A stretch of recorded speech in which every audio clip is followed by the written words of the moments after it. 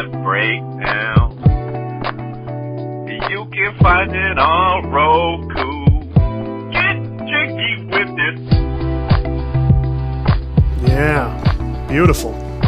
It really hits the spot, doesn't it? Welcome back, people. It's Todd Mitchell, Game Dev Breakdown, here to start a new week. What's in store for you this week? What are you working on this week, and how far do you hope to take it by Friday? By Thursday, by the next time you hear from me, what do you want to have done? It's time to think about it, right? I think we got a pretty interesting show, pretty interesting topic tonight. We've got a story that involves, this has it all. This has Google Stadia. This has an indignant creative director, angry streamers, Jason Schreier. We've really got it all in this one. So we are talking as you all see the title. You know what this is about. A creative director by the name of Alex Hutchinson has been in the news, and we're going to talk about why. And the reason we're going to do this is because everyone has decided they've got this situation all figured out. In almost every opinion I've heard about this, there's something a little bit off, and you'll see why as we go through. I'm going into this, and we're a minute in now, and I really don't have any idea how long this show's going to go because I've got a lot of notes over what originated from two tweets, and as I dug into this story just gets deeper and deeper and more involved. So there's a lot of background, and we're going to go through it, and I promise a couple of good takeaways at the end. So let's dig into it. The subject of this story is Alex Hutchinson, currently a creative director at a studio under the Google Stadia umbrella. He's been active in the game industry since the early 2000s. We're talking like 03, 04, something like that. He's worked with EA, Ubisoft, Stadia, an independent studio called Typhoon Studios, which is how he was acquired by Stadia back in, it was only like December.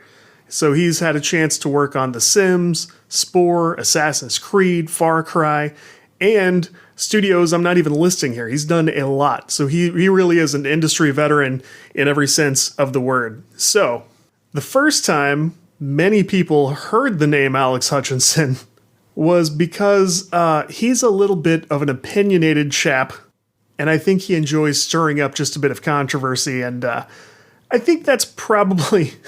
I could speculate wildly here, but I think a lot of people who sort of climb the ladder a bit in the AAA space sort of look around at a certain point and go like, why don't I have more attention? And the best way to get that attention is to turn heads and cause controversy. So the first time Alex Hutchinson did that was in a interview with, I guess he was talking to Computer and Video Games, the website / publication / whatever it is. It's defunct now, so I got this from a gamesindustry.biz article that quotes this other interview that is really no longer accessible, so I'm only able to verify this to a certain extent, but everyone seems to agree on the same couple of quotes, and in one of these first big interviews he had, he went off on this tangent about Japanese developers and accusing games journalists of racism. Here's what he says. He says, I think there's a subtle racism in the business, especially on the journalist's side, where Japanese developers are forgiven for doing what they do. Not sure what they're doing. Quote, I think it's condescending to do this. And later he says, just think about how many Japanese games are released where their stories are literally gibberish. This is his quote, literally gibberish. There's no way you could write it with a straight face, and the journalists say, oh, it's brilliant. Now, I'm guessing that's a little bit of a tirade about probably Kotaku. There aren't that many Asian culture sites that have made mainstream here in the West, but his contention is that games journalists delight in whatever Japanese developers do, and I frankly have no idea what he's taking issue with. I think he brings up Bayonetta at some point. I don't know. But that quote sure wasn't popular.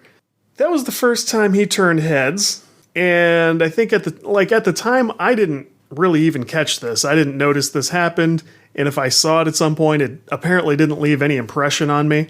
So the rest of us went on living, promptly forgot his name again, and then we came across a weird thing after he jumped around studios a little bit, and he ended up with Ubisoft at a time when the Assassin's Creed and Far Cry series were both taking heat over a lack of playable female characters. If the previous thing could be known as the Japanese developers incident, this one is probably called the women are too hard to animate incident. And the situation is that, okay, so he worked on, I think it was Assassin's Creed 3 and Far Cry 4. And everyone's been linking to these two articles that mention Alex Hutchinson. One also mentions Alex Amancio, which is confusing because you've got two Alexes apparently at Ubisoft. And everyone links these articles and goes, oh, Alex Hutchinson, that's the guy who said women are too hard to animate. I go, okay, that doesn't sound good. And then some people in those same discussions are going, wait, no, that was Alex Amancio who said women are too hard to animate. So I had to look for this. These two articles, the first one is Kotaku. It's titled Ubisoft in Trouble Over Comments About Female Characters. And that article links to a Polygon article called Far Cry 4 devs were inches away from women as playable characters. Now, in these articles, they both go over the fact that planned characters who are playable, who are female, ended up getting cut out of these games based on workload and time and you know, the normal stuff. The same reasons anything gets cut out of anything, right? Alex being a creative director, I guess, at that time as well, he's one of the people who journalists and outlets would go to for quotes and interviews and stuff. And in both of these, because I read both of these at this point, he says stuff like, this was really depressing. We were really discouraged by this. We really wanted to make this happen, and we just couldn't do it. And so in the first article, I noticed he never says women are too hard to animate. He says they had this workload that they couldn't get this done and introduce a fully playable new character. That's a lot different, right? That's a lot different than saying women are too hard to animate. So I go, okay, maybe further down this other Alex, this Alex Mancio says it. And now I'm digging through both articles, and both people said the same thing, like we had to cut these out because of time and we really wanted to do it and everything. And all the articles say is that, oh, women are too hard to animate has been trending on Twitter, and other industry veterans are saying they should have been able to do it. But nowhere could I find a direct quote from either of these guys that said women are too hard to animate. At this point, because we're about to talk about the latest thing in the Alex Hutchinson story, I'm trying to figure out, like, why is everyone mad at this guy? And they're all sharing this quote that he didn't say. Some of them are quoting the Japanese developers thing. That was messed up. That was a crappy move on this guy's part. But this women are too hard to animate thing didn't seem to happen. One person tweeted like, well, after they said it in the articles, which they did not say it in the articles, after that, they were tweeting about it on Twitter. Well, I searched Twitter for this, and I couldn't find it there. And other people couldn't find it there, and they said, I don't see it on Twitter. Well, they probably deleted it. Well, hold on. When you delete something on Twitter, if you're a public-facing person, if you're a widely scrutinized person, as soon as you tweet something that's unpopular, what do people do, right? They do a few things. They'll quote tweet it, say something snarky, and try to dunk on you. And usually it'll work, because mean people get snarked on, and it's effective. Try it sometime. But they will get quote tweeted. There will be people who don't want to directly interact with you, and they will screenshot your tweet, and they will tweet that, and they'll say, you know, women are too hard to animate, huh? You know, you're a douchebag, or whatever. Whatever they're going to say. So there'll be a bunch of screenshots of it, and then finally, when these journalists hear about this, they will start writing articles like wildfire, but there aren't any articles that directly quote it. And in fact, I was able to find one very recent article that said, oh, they were the ones who said blah, blah, blah, and they didn't link anything. They provided no evidence of this. And I'm pretty sure they just based it on what everyone was saying on Twitter, and that's super sloppy journalism, that's super ineffective journalism, and that's ridiculous. I have worked for some of the most progressive, modern-thinking editors on the internet. People who are famous now for like social justice efforts and things like that, but they would absolutely not have put up with this when I was working for some of the bigger outlets. If I turned in something that said, oh, these are the same guys who said women are too hard to animate, they would say, you do need to provide a link to that or a screenshot or a tweet. Like, we can't just say that.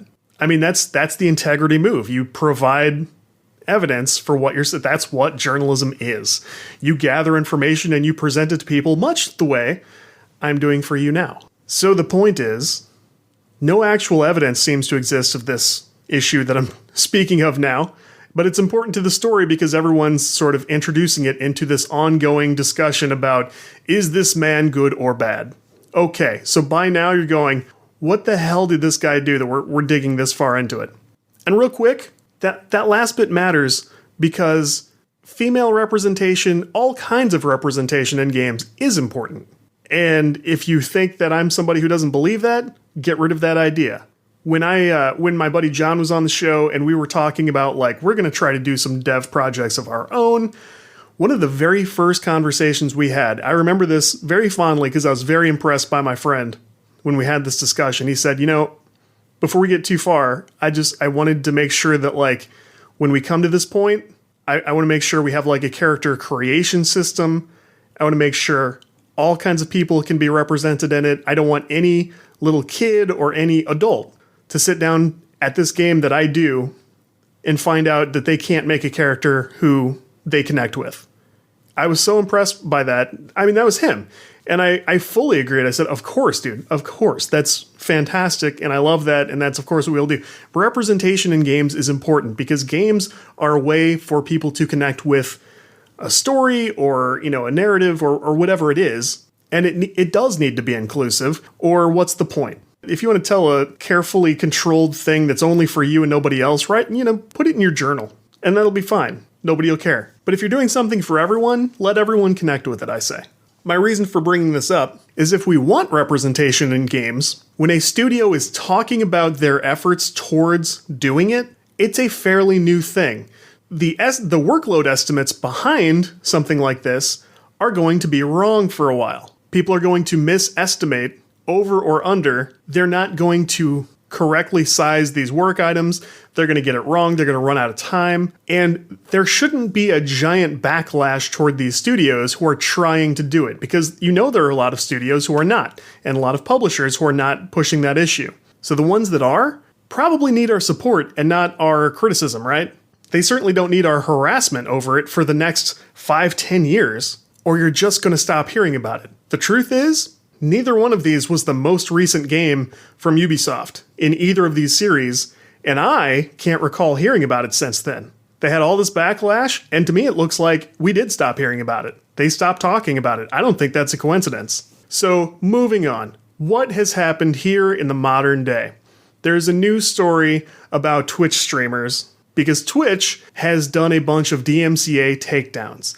If you're somehow not familiar with DMCA, because, some of you are creative folks who do not do streaming or content creation. DMCA is the Digital Millennium Copyright Act. It is the law by which owners of copyrighted music or art or whatever it is can get in touch with YouTube or Twitch, or when Mixer was still around, stuff like that. They can say, hey, somebody did a stream or a video or other content and they used my music and you have to take it down because that's the law. That law is the DMCA.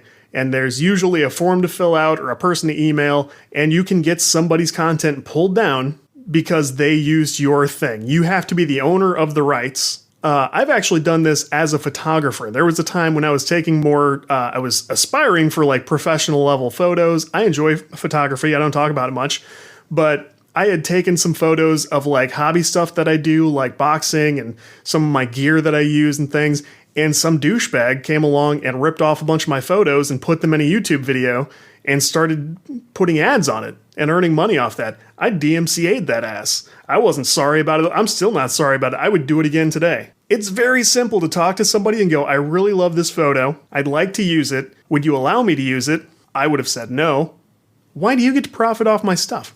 But so this guy, without talking to me, I don't even remember how I found... Oh, this was a funny story, actually. I had taken a photo of my wrapped hand, I had a boxing wrap around my wrist and my hand, and I caught a photo of that because it was a new wrap. I was impressed by it. I just learned how to wrap my hands right because I was starting boxing at a new gym, and I put that up on Flickr. That's what it was. I put it on my Flickr account. I carefully set all rights reserved on the copyright notice and never thought about it again. And 7 years later, I was starting at a new gym. I was nervous because they did a little bit of MMA stuff too. I knew they were going to do kickboxing and Muay Thai. And so I was looking up to see if you wrapped your hands differently for these other sports. So imagine this. I'm searching how to wrap your hands for MMA or something like that, and I find a video that comes up on YouTube, and there's my hand. There's my hand in the video. I'm like, what the hell is this? So I did a search and learned from myself, apparently, because they said that was the correct way, which I'm still not convinced it was. But I was pissed. I was like, what's this? Because I sat through ads to watch my own damn content from this other asshole. I filled out a DMCA notice at YouTube that day, and they pulled that crap down later that week. And I think they shut that account down. He had probably had a few notices already, like, just don't steal stuff, that's all. The point is, a bunch of Twitch streamers are for the first time having their content pulled down because they've been using other people's music like wildfire. I'm sorry, you can't put Kanye West in your Twitch stream. You can't. You just can't. And this is not a new thing. All the Twitch streamers act like, what? You can't just pull my stuff. No, I didn't know. Okay, first of all, the rest of us, and probably you as well, everyone used to be doing this stuff on YouTube. And we all learned this on YouTube 10, 15 years ago. The DMCA was written in like 1997 or 98, something like that. It's been around since the 90s. Obviously, it hasn't applied to content creation the way it does now until the early 2000s or later. But this was a big thing on YouTube. It was not quiet news. We all heard about it. We all knew about it. And most of us have messed up and had to figure stuff out about what we can and can't use. Like I had audio from a Call of Duty trailer DMCA'd one time. I wasn't even using ads on those videos, and they were like, you still can't do that. Okay, I didn't know. I'll take it down. I don't care. Fine. But so Twitch streamers are kind of... I consider this a little bit disingenuous because I feel like they all pretty much have to know you can't do that. As a streamer myself, I talk to other streamers, like my buddy Matt. He knows all about this stuff. He goes, on Mixer, no one's enforcing anything. They don't have a system in place yet. A lot of people use copyrighted music. They don't think anything of it. He said on Twitch, they generally do know that, you know, most of the Twitch streamers I know do know that you can't do that, and you should expect eventually this is going to come up. Well, it's come up. Someone's pushing Twitch. I saw the RIAA mentioned somewhere, the Recording Industry Artists of America or Association of Astronomers. I don't know what it stands for, but I think they're leaning on Twitch, and Twitch is in turn just dumping content because they don't want to get sued themselves for not enforcing this rule. It doesn't matter. You can't just do it because you are getting away with it. You can't use other people's music. Now, there are great places to get free music. YouTube, who's been at this for a long time, has a great royalty-free library. And in fact, the track that I just used under our buddy Matt, who left that funny voicemail, that came from the YouTube royalty-free library. I pulled it up. I searched for tracks that did not need attribution because there's not a good way to do credit in a podcast unless you want to go, okay, that intro song was called Crispy Rice by Johnny Brown. It probably wasn't called that, I'm sorry. So there's no good way to credit, so I just use tracks that don't need attribution. And if somebody asks, I go find out what it was, because I do want to give some credit where it's due. But there are ways to get music that you are able to do. When I do an open broadcaster stream through Twitter or Twitch or YouTube, wherever I've done it, usually before I start that, some of you have seen this, I will put up a starting soon screen, and I'll pull up that library on a different monitor where the audio is being fed through, and I'll just pull up that library and play tracks individually until I'm ready to go. Like, there are easy ways to get this done. So if you do Twitch streaming, just don't use audio that doesn't belong to you.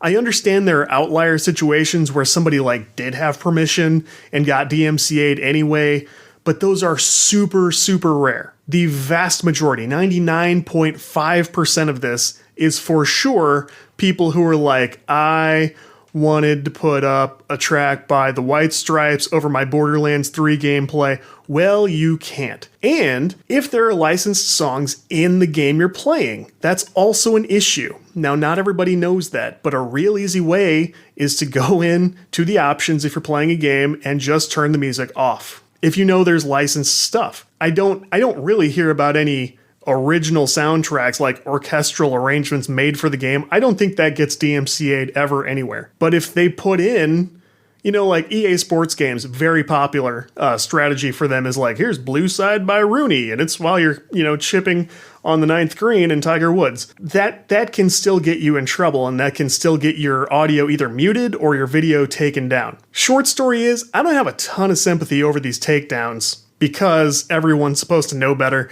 because it's 2020, and this is a rule that was written 25 years ago. So, which is older than a lot of the Twitch streamers who are getting their stuff pulled. Enjoy basketball, soccer, and all your favorite sports like never before at BetMGM. Sign up using bonus code CAPITAL and your first wager is risk-free up to $1,000. Plus, when you register with BetMGM, you'll get instant access to a variety of parlay selection features, live betting options, player props, and daily boosted odds specials. Download the BetMGM app today or go to BetMGM.com and enter bonus code CAPITAL and place your first wager risk-free up to $1,000. Now you're winning with the king of sportsbooks. Visit BetMGM.com for terms and conditions. 21 years of age or older to wager. Washington, D.C. only. New customer offer. All promotions are subject to qualification and eligibility requirements. Rewards issued as non-withdrawable free bets or site credit. Free bets expire 7 days from issuance. Please gamble responsibly. Gambling problem? Call 1-800-522-4700. Alex Hutchinson, the subject of our episode tonight, he weighs in and spins this in an entirely different direction.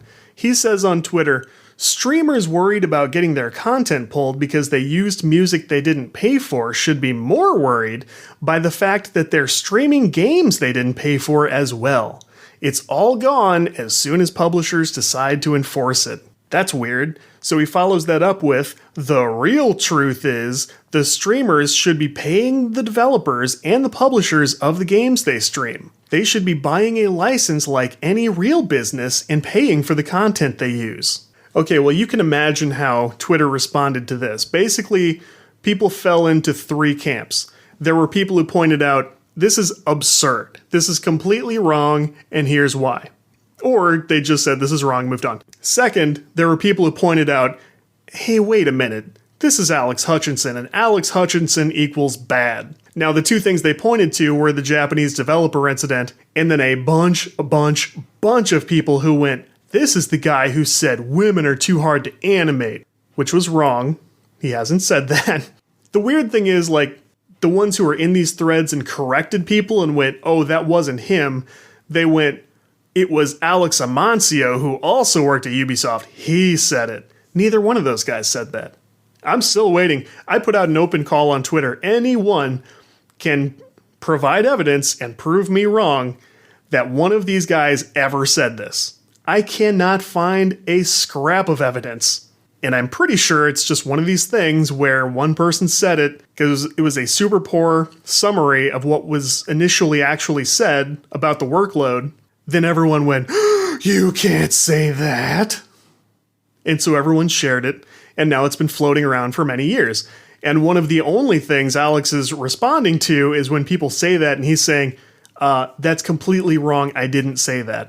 Okay, so as a joke, I put in my notes, the third camp here is Jason Schreier, who emerged from the fortress of condescension to dunk on everyone, and treat us all like we're stupid, and return to hibernation. Here are his tweets. His first... When Alex Hutchinson was like, I can't believe people are upset with me for saying the actual creators of the game content should be making some money, Jason responds, IDK, maybe you're getting flack because you're picking this particular battle in a world where C-suite executives make $30 million a year and devs don't get royalties, so they'd never see any of that money from streaming in the first place. Okay, well, I mean, in the literal sense, no, I'm sure no one is giving him flack for that specific reason, but like, you can take Jason Schreier out of Kotaku, but you can't take Kotaku out of Jason Schreier. So what I mean by that is like he's taking an issue that's going on and he's shoehorning his own cause into it, basically, which is, I'm sorry, this is a very common strategy at Kotaku. It's like, here's what's going on, but here's what could be going on. Here's what I feel. That's not journalism. I'm sorry. That's nonsense. So then independently, Jason tweets, The funniest thing about today's streaming drama is that everyone thinks Alex Hutchinson runs Google Stadia because his Twitter bio says creative director at Google Stadia. He's actually a creative director at a Montreal game studio that was purchased by Google last December. Okay, well, Jason Schreier, if you spent 5 goddamn minutes educating people instead of making fun of them all day long, maybe we'd fucking know. I'm sorry. I'm frustrated by this because he's supposed to be one of the most trusted, most respected voices in games journalism, and I feel like he just kind of walks around slam dunking in everyone's face, which is like, okay, we're not all spending 48 hours every 24 hours interviewing developers, studying studios. Furthermore, he does say creative director at Google Stadia in his bio, and everyone goes, hey, listen to what this creative director at Google Stadia says. Most people had it exactly right. He does not work in the same building with most of the Stadia people, I don't think. But that studio is now under the Stadia umbrella. He is a creative director at Google Stadia, so it's a weird flex, right? It's sort of a weird thing to bring up. And in fact, Alex Hutchinson kicked up so much dust with this that voices in management eventually had to respond. So a Google spokesperson eventually got in touch with 9 to 5 Google, a website that does Google things, I guess. But this Google spokesperson, who it's weird that they remain unnamed, said, the recent tweets by Alex Hutchinson, creative director at the Montreal studio of Stadia Games and Entertainment, god damn, that's a long title, do not reflect those of Stadia, YouTube, or Google. Alright. Ryan Wyatt, who I believe is something like games lead at YouTube, something like that, he says, we believe that publishers and creators have a wonderful symbiotic relationship that has allowed a thriving ecosystem to be created, one that has mutually benefited everyone. YouTube is focused on creating value for creators, publishers, and users. All ships rise when we work together. Oh, God, that's a long tweet. That feels like 500 characters long. That feels like I was quoting him for 4 minutes. Some people have a gift of just making things carry on forever. Finally, Alex Hutchinson has added all opinions my own, in all caps, to his bio on Twitter. So if you're worried he didn't get a wrist slap, it seems to me he definitely did. And it seems like people at Stadia, YouTube, and Google were all quite upset by this, and I'm sure he got a talking to in the end. So here's the way this looks to me. Alex Hutchinson got attacked because Twitter has a very interesting memory for some things and not others. The Japanese developers thing set a lot of people off, set me off. I think he's an a-hole for this. I'm not a fan. That's a ridiculous thing to say about any group of people. That is absurd. Now, at the same time, I think it's important that we be accurate, honest, fair. To me, it looks like this women are too hard to animate thing was the exact opposite. He did not say that, and he actually said a lot of the right things when he was interviewed about this feature getting cut. I'm guessing it didn't have a lot to do with him personally. He said, hey, it's really depressing. We all really wanted to get this done. Okay, well, you're mad they didn't get it done, but where's the support that they were doing the thing you wanted them to do? They were going to do the thing and then ran out of time or estimated it wrong because it's something that studios weren't actively doing. They don't know as much about what kind of time that takes compared to the normal, like, here's the one protagonist and here's how long it takes us to do that. It wasn't really that kind of thing. So whether you agree or not that they should have been able to do it, we can't put a quote in this guy's mouth or the other guy. Anyone who did not say that, we can't really go, he's a sexist. And that's what they're saying. They're saying, this guy's misogynistic. And I don't know. Maybe. He doesn't seem like a nice guy. But he also doesn't seem like a guy who's already said this. I can't find that. I'm a researcher, I'm a journalist, and I can't find any evidence of this. Send it to me if you've got it.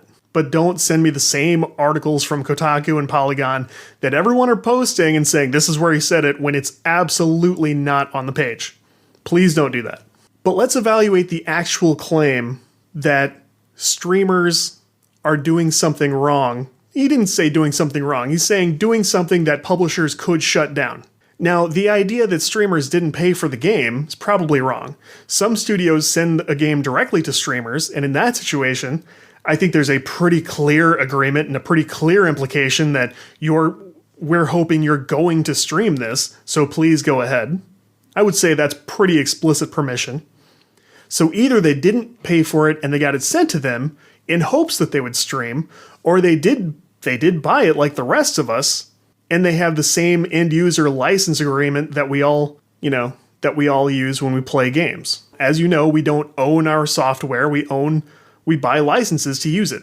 So what he's saying is, he doesn't really put the words together very well, because I don't think he thinks hard enough about anything first, but what he seems to be implying is that there should be a special license for streamers where they should be paying more to the studio and to the publisher to do this. Now, I feel like almost everyone knows that when streamers stream games, the studios sell more, make more money. So there's almost a better argument that the money should be going the other direction to the streamers.